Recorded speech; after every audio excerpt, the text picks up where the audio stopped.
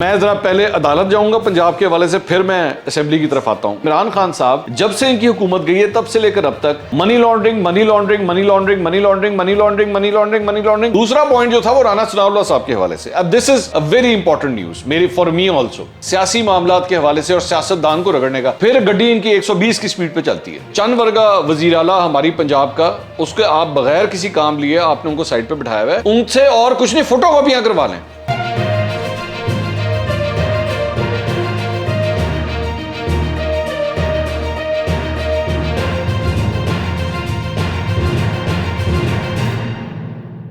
अस्सलाम वालेकुम नाज़रीन, मैं हूं मंसूर अली खान। अपने YouTube चैनल के ऊपर आपको खुशामदीद कहूँगा। सबसे पहले आपसे दरख्वास्त के चैनल को सब्सक्राइब करना मत भूलिएगा और बेल आइकन ज़रूर प्रेस कीजिएगा। नाज़रीन, काफ़ी खबरें हैं मेरे पास, मैं कोशिश करूँगा सारी आपके साथ जो है वो मैं कवर कर सकूँ, लेकिन मैं वादा नहीं करता। ना हो सका कुछ चीज़ें रह गई तो मैं अगले व्लॉग के अंदर जो है मैं उनको कवर करने की कोशिश करूँगा। लेकिन आइए स्टार्ट करते हैं, मेरे साथ आपके सफ़र का आगाज़ करें। अच्छा जी, सबसे पहली खबर ज़रा परवेज़ मुशर्रफ साहब के हवाले से ये खबर है, और परवेज़ मुशर्रफ साहब के हवाले से ये खबर यूनुस खान साहब हैं, सीनियर जर्नलिस्ट हैं, यूरोप से ये रिपोर्टिंग करते हैं। उन्होंने ये ट्वीट किया है और मेरे पास भी 2-3 और सोर्सेज से भी ये खबर आ रही थी। इन्होंने ये ट्वीट किया है कि मुशर्रफ के ख़ानदानी ज़राए के मुताबिक परवेज़ मुशर्रफ को पाकिस्तान वापस लाने के हवाले से तैयारी हो रही है। कल डॉक्टर्स का पैनल फैसला करेगा कि आया परवेज़ मुशर्रफ को एयर एम्बुलेंस के जरिए पाकिस्तान वापस ले जाया जा सकता है या नहीं। इसके बाद हुकूमत पाकिस्तान से इस हवाले से रब्ता किया जाएगा। वो जो हम पिछले चंद दिनों में बातें कर रहे थे और ख़बर भी आई थी कि उनकी तबीयत ठीक नहीं है, तो इस सिलसिले में अब ये अपडेट है। और ख्वाजा आसिफ साहब ने भी इस सिलसिले में ट्वीट किया था, तो यही अपडेट है कि उनको वापस लाने के हवाले से ये मामला चल रहे हैं। और मैंने अपना इस पर ओपिनियन वैसे पहले भी दिया था, आई रिपीट इट अगेन, कि मैं ये चाहता हूँ कि जितने भी, चाहे वो पॉलिटिशियन हों, चाहे जनरल्स हों, चाहे जजेस हों, सरजमीन इनकी अपनी है। आपको इख्तलाफ होगा, कानूनी कार्रवाइयाँ हों इनके ख़िलाफ़, कुछ भी हो, लेकिन सरजमीन पाकिस्तान है। तो परवेज़ मुशर्रफ साहब को भी जो है हर सूरत पाकिस्तान वापस आना चाहिए। नवाज शरीफ साहब को भी पाकिस्तान वापस आना चाहिए। यहीं पे इसी धरती के ऊपर जो है वो रहें, यहीं पे सियासत करें, यहीं पे सब कुछ करें, यहाँ पे वापस आना चाहिए। तो एक खबर ये परवेज़ मुशर्रफ साहब के हवाले से। अच्छा, इसके अलावा मौलाना शिरानी साहब, जनाब, मैंने पिछले व्लॉग के अंदर बात की थी, मैंने आपको बताया था कि जी इनकी मुलाकात इमरान खान साहब से हो रही है। तो इनके ग्रुप की जनाब शमूलियत तो नहीं, इत्तेहाद का फैसला हो गया है पाकिस्तान तहरीक इंसाफ के साथ। और ये शिरानी साहब वही हैं जिन्होंने मौलाना फजल रहमान साहब के ख़िलाफ़ जो है वो आवाज़ उठाई थी JUI फ़े के अंदर, जिसे वो कहते हैं ये JUI फ़े नहीं है, JUIP है, यानी कि जमीयत उलमा इस्लाम पाकिस्तान है। वो कहते हैं इसके JUI फ़े मत कहा करें। लेकिन मैंने जो 2-4 लोगों से जब बात की तो मुझे पता लगा जनाब ये बड़ा ही कोई छोटा सा ग्रुप है, ठीक है, इसका कोई असर व रसूख ऐसा सच नहीं है। और मेरी इत्तला के मुताबिक अभी रिसेंटली जो बलूचिस्तान के अंदर लोकल बॉडी इलेक्शंस हुए थे उसमें भी इनको कोई खातर खा कामयाबी इसमें हासिल नहीं हुई। तो इमरान खान साहब ने मेरे ख्याल में मजबूरी के तहत ज़्यादा ये काम किया है कि जी मौलाना को काटने के लिए जो है या उनको ज़रा डिस्टर्ब करने के लिए इनके साथ इत्तेहाद कर लिया जाए। इसका पॉलिटिकल फ़ायदा ऐसा मुझे कोई नज़र नहीं आता जो इमरान खान साहब को इसकी वजह से हो जाए। एक बात। दूसरा, एक अनरिलेटेड, पॉलिटिक्स से ज़रा अनरिलेटेड खबर है, लेकिन क्योंकि डिस्कस बहुत हो रही है इस वक्त हर जगह, तो मैं सोचा आपके साथ ये डिस्कस भी कर लें। दुआ जहरा केस, ये जो एक बच्ची थी जिसने जाके शादी कर ली थी और उसके बाद उसे रिकवर किया गया था पंजाब से, उसे कराची ले जाया गया था और उसके बाद उसके पेरेंट्स की जानिब से जो पिटिशन फाइल की गई थी कि जी ये अंडर एज है। उसके बाद कोर्ट ने ये फैसला दिया था कि जी वो अपनी मर्ज़ी की मालिक है, वो जो भी फैसला करना चाहती है वो करे। और उसके बाद अल्टीमेटली उसने अपने वालिदैन के साथ ना जाने का फैसला किया था। उसका एक इंटरव्यू सामने आया है, उस इंटरव्यू के अंदर उसने अपना बैकग्राउंड दिया है और वो ये लड़की ये कहती है कि जी मेरे जो पेरेंट्स थे वो मेरी शादी ज़बरदस्ती पता नहीं इसकी ताया के बेटे से करवाना चाह रहे थे और कोई पता नहीं पैसों का भी कोई इशू था। लेकिन ये मेरे लिए इंपॉर्टेंट इन्फॉर्मेशन ये नहीं है। इंपॉर्टेंट इन्फॉर्मेशन ये है कि इस लड़की ने अपने इस इंटरव्यू में एंड पे जाके ये बात कही कि जी मैं ये चाहती हूँ कि मेरे वालिदैन जो हैं वो मुझे माफ़ कर दें और मैं उनके साथ दोबारा पैचअप करना चाहती हूँ। और लेकिन ज़ाहिर बात है पैचअप इस पॉइंट ऑफ व्यू के साथ कि ये मेरे हस्बैंड को भी जो है वो एक्सेप्ट करें। तो इस लड़की ने अभी तक एज सच मीडिया से गुफ्तगू नहीं की भी थी। मैंने कम से कम इसका ये पहला इंटरव्यू देखा है, मैंने इससे पहले इसका इंटरव्यू नहीं देखा था। तो इसका पॉइंट ऑफ व्यू अभी तक सामने नहीं आया था। तो एक डेवलपमेंट ये थी, मैंने सोचा ये भी आपके साथ शेयर कर ली जाए। अच्छा, पंजाब के हवाले से काफ़ी एक्टिविटी है। अब ज़रा पंजाब की साइड पे चलते हैं। मैं ज़रा पहले अदालत जाऊंगा पंजाब के हवाले से, फिर मैं असेंबली की तरफ आता हूँ। मैं डिटेल से इसको डिस्कस करता हूँ। शहबाज शरीफ और हमजा शहबाज की जो ज़मानत हुई थी मनी लॉन्ड्रिंग केस के अंदर, जो कोर्ट ने उनको ज़मानत दी थी, उसका तफसीली जो फैसला है कि ज़मानत किस बुनियाद के ऊपर दी गई थी वो सामने आया है। अब उसके अंदर बड़ी कुछ इंटरेस्टिंग डिटेल्स हैं, लेकिन एक पैराग्राफ मैं आपके सामने शेयर करना चाहूँगा जो बहुत इंपॉर्टेंट है। ये पैराग्राफ नंबर 14 है और इसके अंदर ये पॉइंट नंबर 14 है और इसमें ये लिखा हुआ है, एज पर पैराग्राफ नंबर 39, और ये ज़रा गौर से एक एक जुमला मेरे साथ ज़रा पढ़िएगा। एज पर paragraph number 39 of investigating report, 100 depositors joined the investigation, whereas statements of only 64 depositors were recorded, and these statements relate to deposit of an amount of rupees 670,25033, यानी 6,70,25,033 रुपए। ठीक है, यहां तक अभी सिर्फ ये मैं आपको सिर्फ इसको ट्रांसलेट कर दूं। उन्होंने कहा कि जी 100 लोगों के बारे में बताया गया था कि जी इन्होंने पैसे डिपॉजिट किए हैं, जो money laundering alleged money laundering का मामला है, उसमें से सिर्फ 64 के बयानात रिकॉर्ड हुए हैं और वो भी जो अमाउंट टोटल बनती है वो 6,70,25,033 रुपए बनती है। ठीक है, 6,70,00,000। अब only against claim amount of rupees 16 billion के 16 अरब रुपए की मनी लॉन्ड्रिंग का ये केस बनाया गया है, लेकिन एक्चुअल अमाउंट जो सामने आई है अभी तक वो सिर्फ 6,70,00,000 है। None of these above said depositors nominated Mia Mohammed Shehbaz Sharif and Mia Hamza Shehbaz Sharif in their statements recorded US 161 CRPC. Moreover, said statement do not spell out any bribe, kickbacks or commission. वो कह रहे हैं कि जी जितने लोग अभी तक आए हैं जिन्होंने आके गवाहियां दी हैं, 64 लोग जो आए हैं जिन्होंने अब तक गवाहियां दी हैं, उसके मुताबिक एक तो अमाउंट सिर्फ इतनी बनती है, दूसरा उनमें से किसी ने अब तक शहबाज शरीफ और हमजा शहबाज का नाम नहीं लिया कि जी हमने इनको ये उनके लिए ये पैसे ट्रांसफ़र किए थे। और तीसरी बात ये कि जो आए भी हैं, जो पैसे ट्रांसफ़र भी हुए हैं, उसमें कोई रिश्वत या कमीशन का आंसर नहीं है। अब इमरान खान साहब, मेरे लिए ये क्यों ये इतना इंपॉर्टेंट है ये पैराग्राफ, वो इसलिए है कि इमरान खान साहब जब से इनकी हुकूमत गई है तब से लेकर अब तक money laundering money laundering money laundering money laundering money laundering money laundering money laundering कह कह के हम सुन के थक चुके हैं कि जनाब 16 अरब रुपए 16 अरब रुपए 16 अरब। भाई 16 अरब में से अब तक सिर्फ 6,70,00,000 निकला और उसमें भी वो हमजा शहबाज शरीफ का नाम क्यों नहीं ले रहे। और इसी वजह से मेरे ख्याल में इमरान खान साहब को भी चूंकि इस बात का अब डाउट होना शुरू हो चुका है कि जनाब ये केस जो है वो उस तरह नहीं बना जिस तरह मैं ये मीडिया के सामने या लोगों के सामने पेश कर रहा था, इसीलिए अब उन्होंने साथ साथ उसके साथ कंस्पिरेसी थ्योरीज भी जो है वो अटैच करना शुरू कर दिए कि जनाब फला बंदा मर गया तो वो बंदा मर गया तो वो बंदा मर गया। भाई 100 बंदा है यार, 100 में से कितने 3 मर चुके होंगे, 97 से तो जाके अपना केस डेवलप करवा ले। मैं कहता हूँ 16 अरब नहीं है 10 अरब होगा भाई। और ये जो 6,70,00,000 है, ये 6,70,00,000 के बारे में भी जो अब तक बात आई है, इसमें हमजा शहबाज और शहबाज शरीफ का नाम क्यों नहीं ले रहे ये लोग। तो मैं बार बार कहता हूं कि केस होना चाहिए, अगर मनी लॉन्ड्रिंग हुई हुई है बिल्कुल होनी चाहिए, लेकिन केस लॉक तो करें, सही तरह केस लॉक तो हो। मैं इसीलिए बार बार ये बात कहता हूं कि किसी भी सियासतदान के हवाले से जब तक किसी केस का फैसला ना हो जाए, बराए मेहरबानी ये चोर डाकू लुटेरा और इस किस्म के इल्काबात मत दिया करें किसी को भी। तो ये इंपॉर्टेंट ये एक पैराग्राफ है जिसकी बुनियाद के ऊपर वो ये कहा जा रहा है कि जनाब शहबाज शरीफ और हमजा शहबाज को जो है वो कोर्ट ने ये बेल इस वजह से ग्रांट की है क्योंकि केस यहां पे खड़ा हुआ है, अभी तक केस अभी तक इस सारे मामले के अंदर यहां पे खड़ा हुआ है। तो एक तो ये कानूनी मामला जो है वो, ये एक और कानूनी मामला भी जरा मैं डिस्कस कर लूं और वो उसका ताल्लुक है इमरान खान साहब से ही। वो मामला ये है कि इमरान खान साहब ने जो मुनरिफ अराकीन के हवाले से इलेक्शन कमीशन ऑफ पाकिस्तान ने जो फैसला दिया था, उस सिलसिले में उन्होंने अपील दायर की है सुप्रीम कोर्ट ऑफ पाकिस्तान में। ये अपील आप स्क्रीन के ऊपर भी देख रहे हैं, ये अपील दायर कर दी गई है।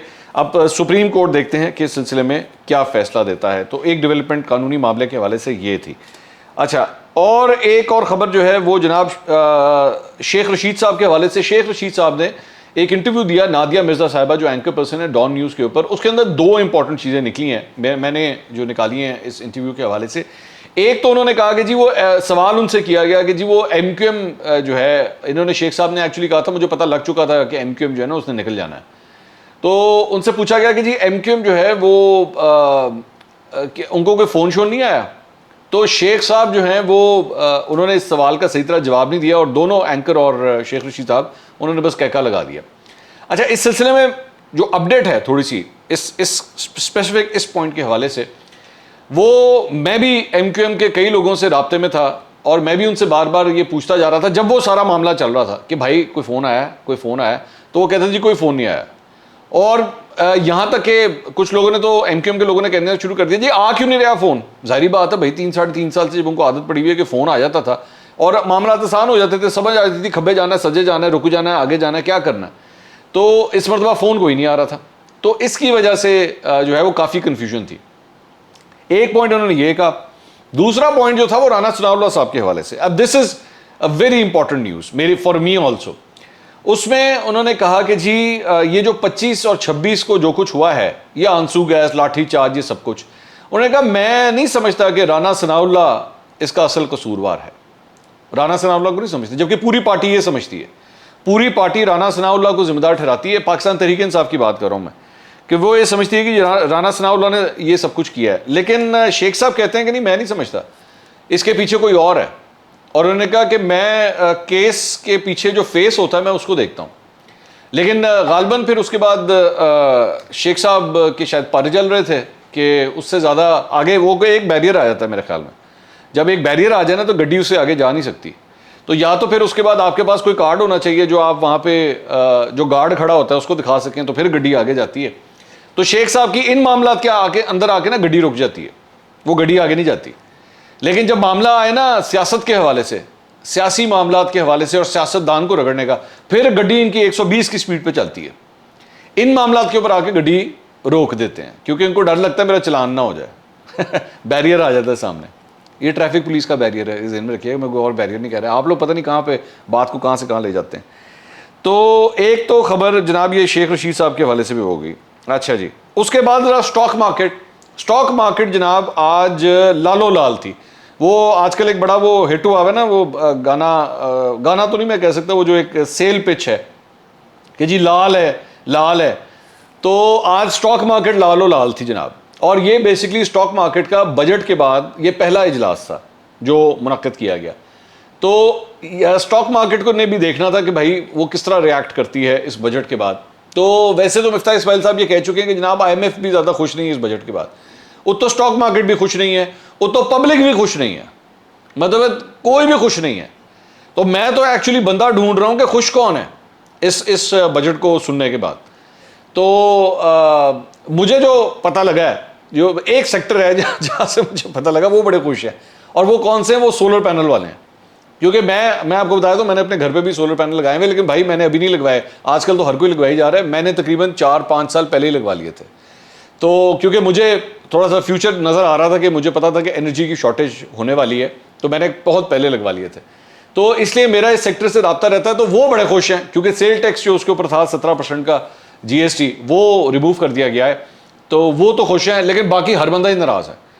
और ये भी जारी बात है, खबर ये है कि पेट्रोल जो है वो भी अभी मजीद महंगा होना है। आज 100 इंडेक्स जो है जब मार्केट क्लोज हुई है तो 1134 पॉइंट मार्केट जो है वो तब तक गिर चुकी हुई थी। और इंडेक्स जो है वो जब से ये हुकूमत आई है 42,000 41,000 ये दोनों जो नफसियाती हदें होती हैं स्टॉक मार्केट की, ये दोनों गिर चुकी हुई थी। डॉलर भी जो है वो आज 203 से 205 रुपए, बल्कि कुछ जगहों पे तो 206 रुपए के अंदर भी ट्रेड होता हुआ दिखाई दिया। तो और ये मैं इंटरबैंक की बात बता रहा हूँ, इंटरबैंक भी और ओपन मार्केट भी ये हालात है। तो अब आप सिर्फ इस बात से अंदाजा लगाइए कि बार बार ये कहा जा रहा था कि बस ये बजट आ जाएगा, उसके बाद जो लोग समझ रहे थे बजट आएगा, IMF के साथ मामला तय होंगे तो डॉलर ने थल्ले आना है। ये by the way Muslim League Noon के अंदर अभी भी ये थॉट प्रोसेस चल रहा है कि जैसे ही सब कुछ होगा तो ठक डॉलर ने आना है। और कुछ लोगों के जेहन में जी ये तो 185 तो 190 तक आ जाएगा। फिलहाल भाई ये कहीं ना कहानी नजर नहीं आ रही। और मैं माजरत के साथ उन तजियाकारों में से नहीं, मुझे अच्छी तरह आज भी यकीन करें दिल मेरा यहाँ तक नाम आता है मेरे मुंह में, यहाँ तक नाम आता है कि मैं नाम ले दूं उन लोगों के। जब पाकिस्तान तहरीक इंसाफ की हुकूमत थी ना और डॉलर ने 170 टच किया था, तो उसके बाद उस डॉलर ने एक डाइव मारना शुरू की थी, तो 152 रुपए तक आ गया था, 170 से 152 के ऊपर आ गया था। तो उस वक्त इन्हीं के चमचे और लौंडे लपाड़े ना, उनमें से कईयों के वीलॉग शायद आज भी पड़े हों, अगर इन्होंने गैरतमंदी दिखाते हुए डिलीट ना कर दी हो तो शायद अभी भी पड़े होंगे, जिसमें उन्होंने एक्चुअली कहा हुआ है कि ये डॉलर आप देखिएगा 140 तक चला जाएगा, 145 तक चला जाएगा। यकीन कीजिए इन्होंने इस तरह की बातें की। भाई कभी भी डॉलर्स के हवाले से जो है ना वो इस तरह की बातें नहीं करते। आपको नहीं पता, ये फंडामेंटल्स के ऊपर चलने वाली चीजें होती हैं, आपको नहीं पता ये किधर को जाएगा। आज ये डॉलर 203 205 का मुस्लिम लीग नून के लोग बोली जा रहे हैं 190 185 तक चला जाएगा। भाई मुझे ये बताएं, आप मुझे गारंटी दे सकते हैं 210 तक नहीं जाएगा, 215 तक नहीं जाएगा? किस तरह प्रेडिक्शन कर सकते हैं आप बैठ के? तो अच्छा मुआशी तज्जियाकार जब भी होता है ना, वो इस किस्म की प्रेडिक्शंस नहीं करता, वो इन प्रेडिक्शंस को अवॉइड करता है।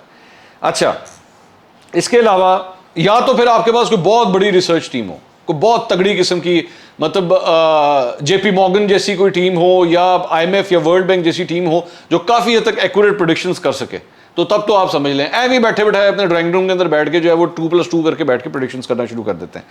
तो जनाब एक खबर जो है वो ये थी।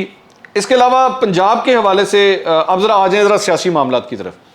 सियासी मामलात ये हैं कि जनाब एक तो पहले सानू जो है ना वो वज़ीर ख़जाना नहीं लभदा पिया सी, फिर वो बड़ी मुश्किल से मिल गया, मतलब मिला तो खैर वो भी नहीं है, अभी भी वो किसी की जिम्मेदारी दी है कि जनाब आपने हमारा बजट जो है वो पेश करना है। वो बजट इजलास शुरू होना था तो बजट इजलास ही नहीं शुरू हो रहा, वही मतलब ताख़ीर का शिकार हो जा रहा है। और ये इस वक्त जब मैं ये वीलॉग रिकॉर्ड कर रहा हूँ तो शाम के 7 बज चुके हैं, तो अभी तक वो इजलास शुरू नहीं हो सका है, जो कि आज दोपहर को शुरू होना था। और उसकी वजह यह है कि जी ऑपोजिशन और हुकूमत के दरमियान जो है वो फड्डेबाजी चल रही है। फड्डेबाजी किस बात की चल रही है कि जनाब ऑपोजिशन का ये कहना है, अच्छा जब मैं ऑपोजिशन कह रहा हूँ तो ये पाकिस्तान तहरीक इंसाफ है, तो ये भी एक्चुअली एक डेवलपमेंट है कि उन्होंने मान लिया है कि हम ऑपोजिशन हैं, इसीलिए उन्होंने ऑपोजिशन लीडर भी जो है वो सब्तान खान साहब को आज अनाउंस कर दिया। बल्कि पहले इस सिलसिले में भी खबर आपको दे दूं कि इसमें भी आज एक अनोखी बात हुई है। पाकिस्तान तहरीक इंसाफ के बाद एक एक नहीं 2-2 डिप्टी ऑपोजिशन लीडर बन गए, 2-2। मैंने आपको कल वीलॉग के अंदर बताया था कि इनके ग्रुप बने हुए हैं। अब वो जनाब उसके अंदर क्या हुआ कि मियां असलम इकबाल और राजा बशारत, इन दोनों को डिप्टी ऑपोजिशन लीडर जो है वो बना दिया गया।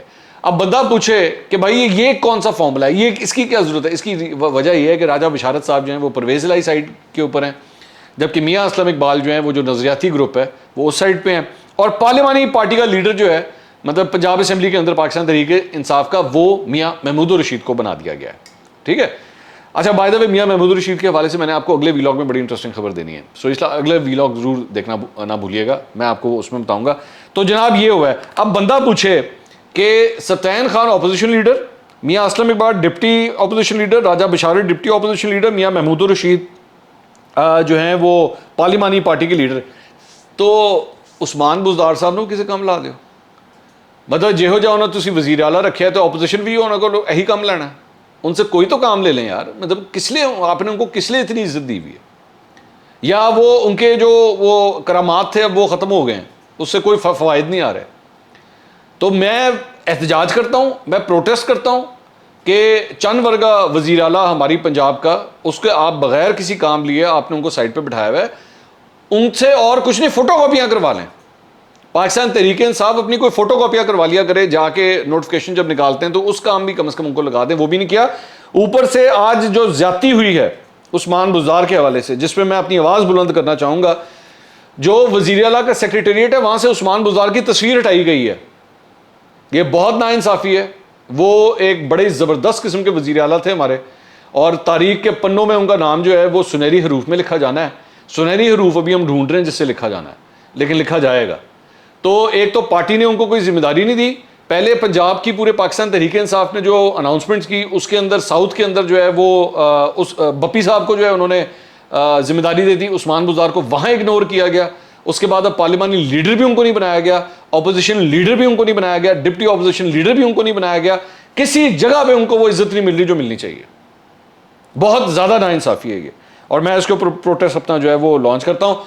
उसके बाद जनाब आपस में पंजाब असेंबली का इजलास शुरू करने के हवाले से भी फड्डा हो गया आपस में कि ये इजलास जो है वो किस तरह शुरू होगा। मियां असलम इकबाल और मलिक अहमद खान आपस में उनके काफ़ी तूतू महमे हुई बिजनेस एडवाइजरी कमेटी का जो इजलास था उसके अंदर, और मसला ये था कि जी ऑपोजिशन ने कह रही थी कि हमारे खिलाफ जो केसेस हैं वो वापस करें।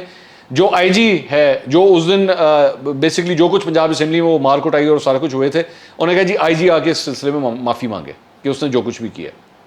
तो इसके ऊपर फड्डा जो है वो आपस में पड़ा हुआ है। अभी तक 7-7 हो चुके हैं, लेकिन फिलहाल इजलास शुरू नहीं हो सका। अगला वीलॉग देखना ना भूलिएगा, बड़ी इंटरेस्टिंग चंद खबरें हैं जो अगले वीलॉग में शेयर करनी है। अल्लाह हाफ़िज़।